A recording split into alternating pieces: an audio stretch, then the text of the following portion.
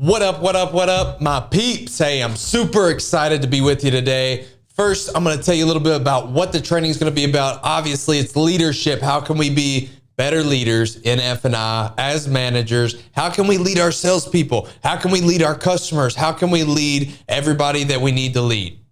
How are we going to step up and be an actual manager instead of a paper pusher?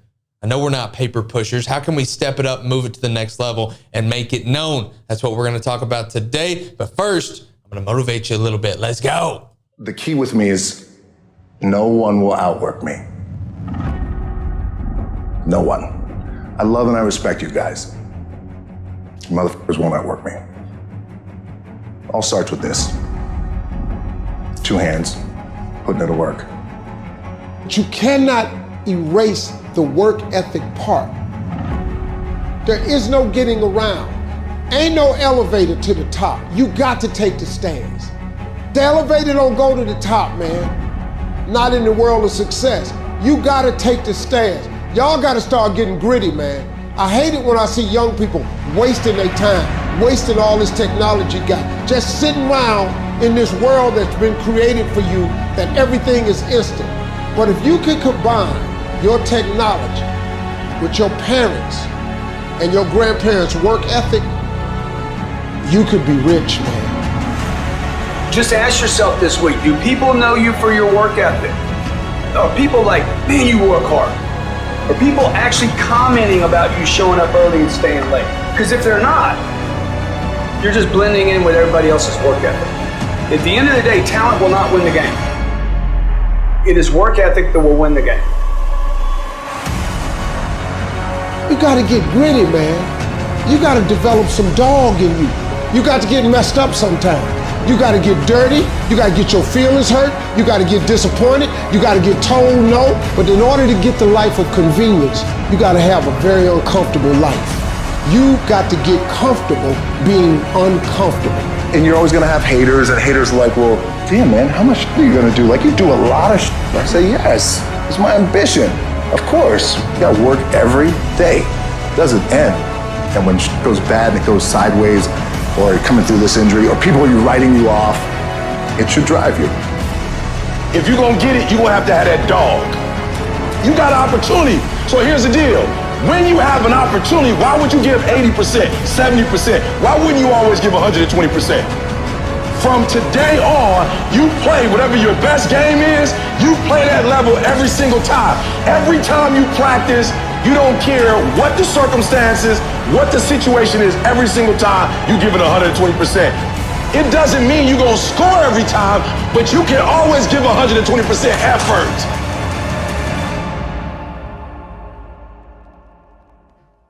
Let's go, let's go. Hey, we got to do the hard things. We got to take the stairs. We got to make sure that we're doing the things we're teaching our people, just like the morning 5. So to be a good leader, we've got to do the morning 5. We've got to wake up first thing in the morning and no snooze button.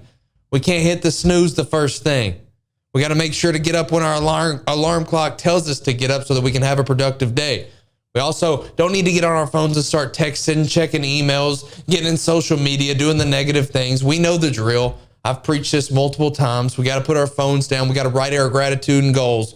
We got to get out there and be physical activity. We got to do something. Run, walk, lift weights. I don't care what you like to do. Just do it. We don't do it consistently. We do it daily. And then we give thanks. You've got to give thanks. Write down your gratitudes, not just your goals. What are we grateful for? How are we going to continue to build this success and become a better leader?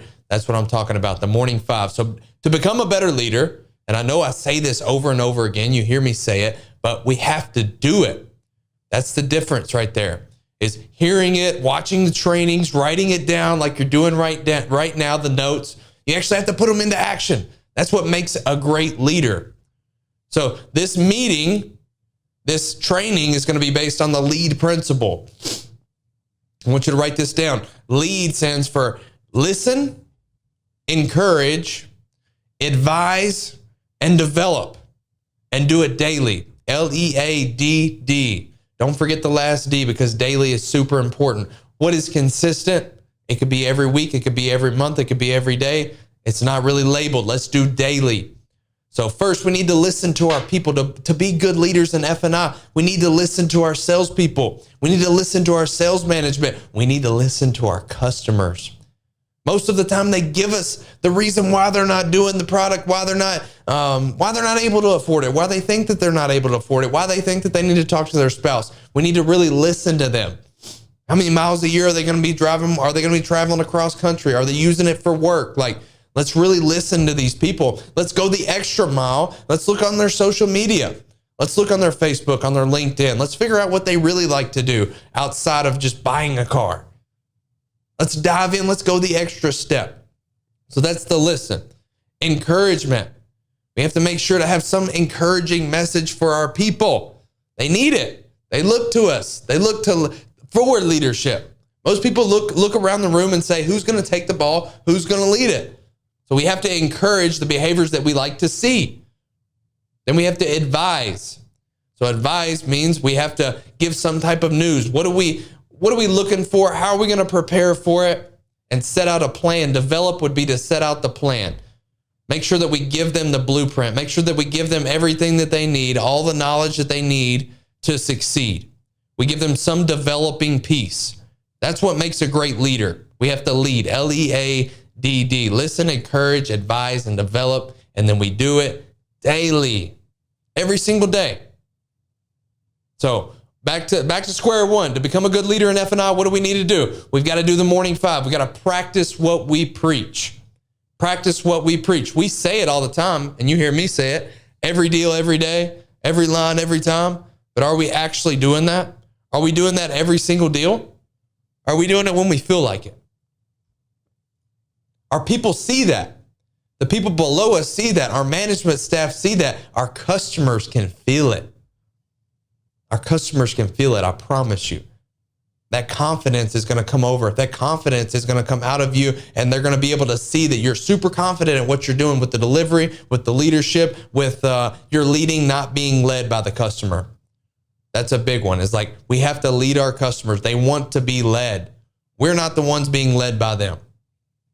Okay? So we've got our morning five. We've got the LEADD, how to lead meetings, how to lead our people. It needs to be structured around that. Okay?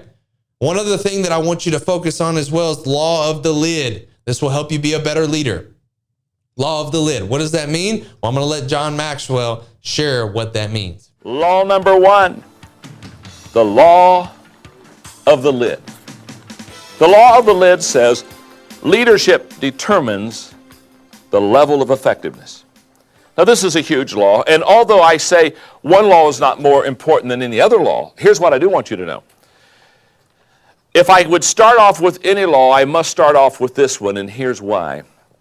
Because if you can buy into this law in the next 5 to 6 minutes as I talk to you, if you can buy into this law, you'll have a great passion to learn all the others, and let me explain why. I'm going to illustrate the importance of this law by using my hands. Watch this for a moment. It's kind of a visual illustration. Let's say, for example, my left hand here represents my ability to lead people. This is how well John Maxwell leads people. This is my leadership lid. Okay. If this hand is my leadership, and if this hand is my business, in other words, my company, my department that I'm overseeing, okay, whatever I'm in charge of, here's what I want you to understand. My department, my business, my company, my organization, here's what I want you to understand. The lid of my leadership will never allow my business to get any higher. It'll never allow in other words, if this truly is my leadership lid, my company, my business, my department, my organization, whatever it is, it can never get any higher than the lid of my leadership. In other words, your leadership, my leadership, our leadership lid, whatever it is going to literally control and determine the size of our business. Now, this is huge. If I were sitting where you are right now and I was taking notes, what I'd be saying to myself is something like this. Since the law of the lid says that my leadership is going to determine my effectiveness, the most important thing that I can do in my life is learn how to become a better leader. Let me explain to you. Remember, I've already said to you the laws can be learned. We've already realized that you can learn these laws, okay? In fact, you told your neighbor, you can learn these laws. Now, let me explain to you what can happen.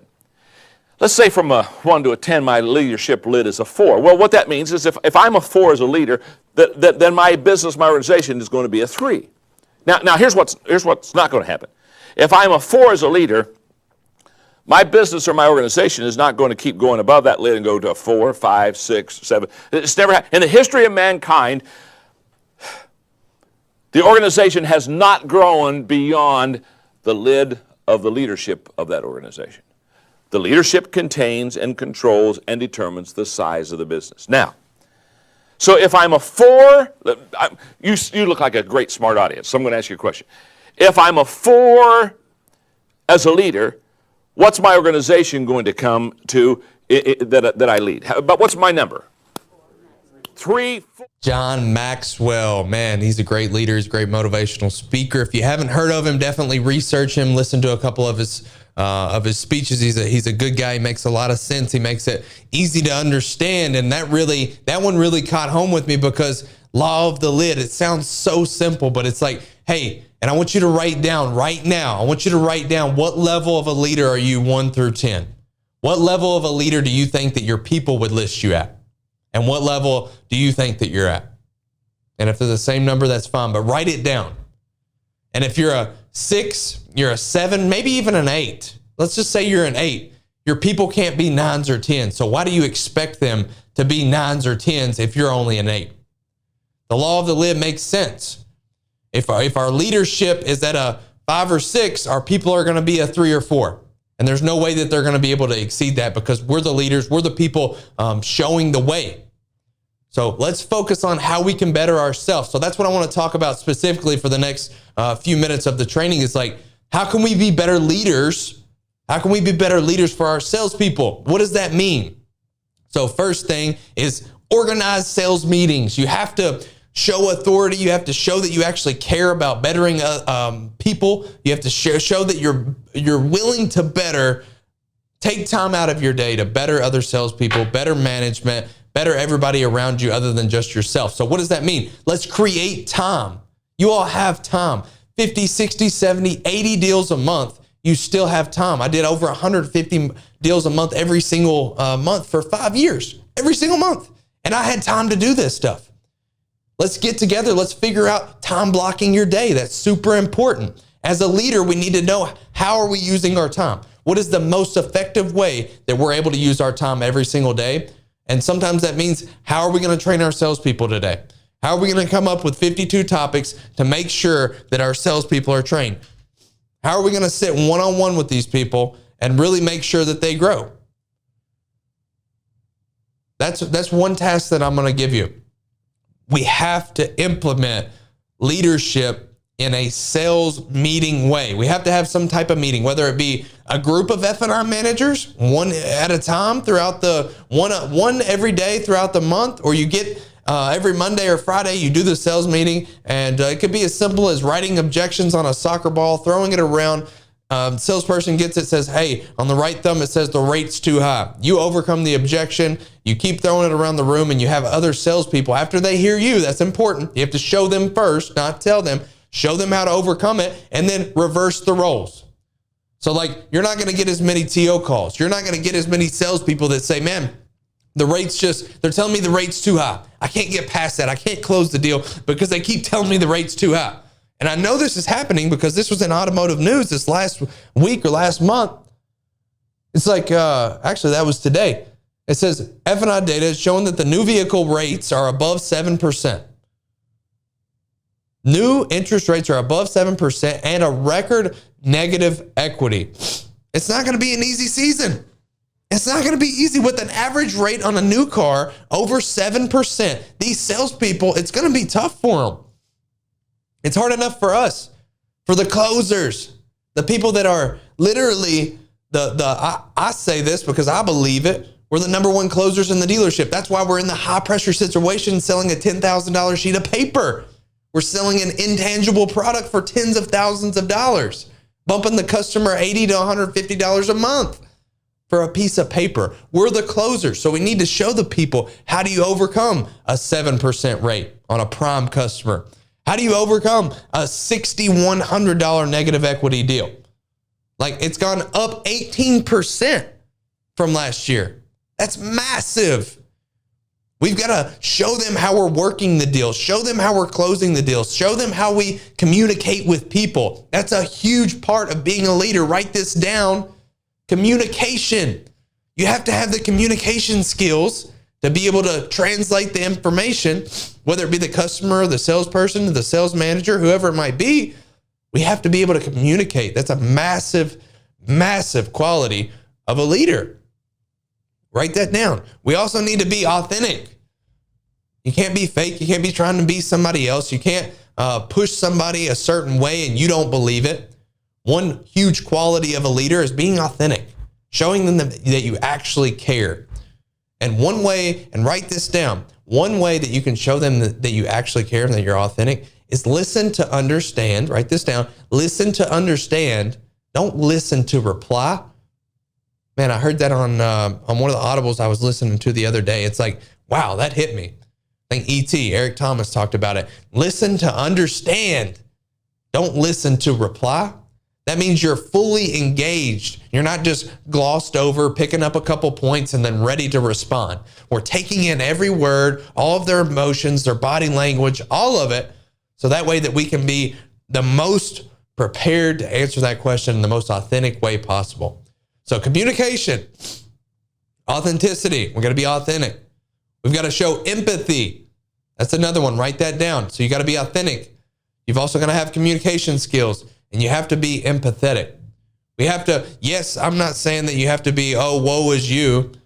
Oh man, I'm sorry. You only sold 10 cars. Maybe it was this excuse, that excuse. No, I'm not meaning that. I'm meaning like, let's be empathetic. If something was to happen to a salesperson, something outside of work, something tragic was to happen, like let's show them that we're there. Maybe they went through a traumatic deal. Maybe it was a hard deal, a lot of negative equity, custom finance deal, bad credit, been dealing with them for 3 days, finally get it over the curb, but they still feel depressed. Like, let's show them that we really care. Lift them up, bring them in your office, talk through it. Maybe the customer leaves. Maybe they're working a deal for a week and we can't get it approved. Or they say they have money down or a trade and they actually don't. Listen to understand or listen to reply. Which one are you going to do? Listen to understand or listen to reply. Which one are you? I challenge you to focus more on how you're listening to your people. If they tell you all these challenging things, let's really listen to understand what they're meaning and understand really how can we help them? How can we be a better leader in F&I? Okay? Let's focus on that. Let's focus on that. How are we going to lead the troops? If you were a Roman soldier, a general of a war, how are you going to lead your troops? That's what I want you to be like every single time. How are we going to celebrate our people? What does that look like? So as a leader, what are we going to do? We're going to communicate effectively. We're going to be authentic. We're going to be empathetic. We're also going to be creative in the ways that we do these. We're going to be creative in our meetings. We're going to make them fun. We're going to make them educating. We're going to make them inspirational. We're going to be creative in the way that we create deals and opportunities for salespeople to sit in our office, for salespeople to role play with us. We talk about this all the time. You need to role play 3 to 5 times a day. That means getting your salespeople in the office and showing them, leading them, showing them this is how I do what I do. This is why I do what I do. One day you could be in this seat too. One day you could be a leader. One day you could lead the F&I team. You could be a F&I director, a GM. You don't have to stay a salesperson forever. And I'm going to show you exactly what I'm doing and how I'm leading not only my people like you, my salespeople, but how I'm leading my customers and how I'm leading them into success and to leading them into a better financial situation than when they came into my office. So we need to, that's the main way to lead your salespeople and to become a general of war. Like, you have to be those things. Communication, authentic, empathetic. We have to make sure to show them this is the exact way and this is why I do it. This is why we listen, encourage, advise, and develop. Write these down. I promise you, it will help you become a better leader. It will help us unlock our full potential. This is the next level type stuff. And I know you've heard it, and I know it sounds simple, but we have to lay a brick at a time. We have to literally put these pieces into place, and we have to build ourselves. This is all self-development as well. We can't develop our people until we're like the law of the lid, like John Maxwell just said. We cannot develop our people until we're the 8, 9s, and 10s. Then they're going to be the 6, 7, and 8s. But if we're a 4 or 5, they're going to be 3s, 2s, and 3s at best. So we have to know. We have to know those things. We have to know how to become a leader, and that's what we're going to do. So you have to put in the things. We have to do the 3P. We have to do the time blocking our schedule. We've got to make sure to clean up our CIT. We've got to make sure that we're running amazing numbers. That means 70% VSC. That means $2,800 a car plus. Like, that's how we become leaders, is to get the job done and do it right. So I challenge you to come up with, and this is, please take a screenshot, write these down. I challenge you to come up with some sales trainings that you're going to put together for your people. Here's just a couple topics, and these were GM or GSM ideas, so definitely can custom to finance. But leasing, overcoming objections, failing forward, service lane, supporting people, extreme ownership, like a lot of different things that we could come up with for our meetings to help our people. We have to help our people. We've got to train them, motivate them, inspire them, and that's the best way to do it. The best way to do it is to work on yourself. The best way to do it is hold yourself accountable to that morning 5. Hold yourself accountable to all the things that you've learned throughout this program. I know some of the times you think it's crazy. You think, man, who is this Evan guy to tell me that I need to present it 3 times? I'm doing it twice and I'm being somewhat successful. Who is this Evan guy to tell me, man, I'm only doing 80 deals at $1,800 a car? Like, I think that's good. Well, I'm going to tell you, I've been in your shoes. When I first started, I was running $1,450 a car for the first couple months. I was sweating bullets presenting my first menu. I was literally terrified to be in the box and to present a sheet of paper for thousands of dollars to any type of prime customer or subprime. It didn't matter. But I put myself in those uncomfortable zones because I knew that's where I was going to grow. I knew as a leader, if I wanted to stop being a follower and to be a leader, I needed to continue to put myself in those zones. And over years, I developed this into a $3,900 a car. The last 6 months I was there, I averaged 38 and some change. I had literally a book of business that people would only come in if I was working on that day. If the dealership sold 10 cars, I might have contracted 11 because I had outside people coming to me at all times. Like, that's just the way that it was. And that's the way that it can be for you and should be. So let's step it up. I'm going to challenge you. Take notes on these, put them in action. Make sure that we're communicating effectively. We're listening to understand, not listening to reply. We're making sure to train our salespeople.